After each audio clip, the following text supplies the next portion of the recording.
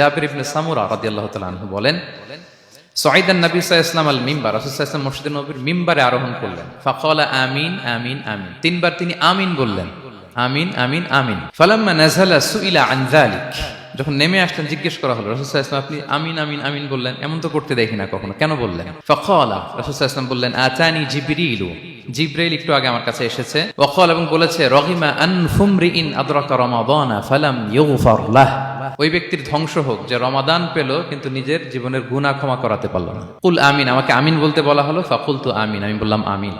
সম্মানিত সুধী, রাসূল সাল্লাল্লাহু আলাইহি ওয়াসাল্লামের পক্ষ থেকে বদদোয়া, হুঁশিয়ারি এবং তাদের ধ্বংসের জন্য রাসূল সাল্লাল্লাহু আলাইহি ওয়াসাল্লাম আমিন বলেছেন। কে আমিন বলেছেন বলেন তো সবাই? স্বয়ং রাসূলুল্লাহ সাল্লাল্লাহু আলাইহি ওয়াসাল্লাম বলেছেন আমিন।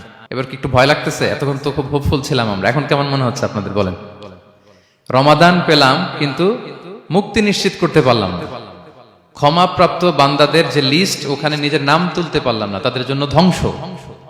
এবং এই বদদোয়া করে স্বয়ং রাসূলুল্লাহ সাল্লাল্লাহু আলাইহি ওয়াসাল্লাম বলেছেন আমিন। তো এই দোয়া তো সুনিশ্চিতভাবে আল্লাহ তাআলার কাছে কবুল। এই ব্যাপারটা কিন্তু খুবই ভয়ঙ্কর। It's a reminder for me and for all of you.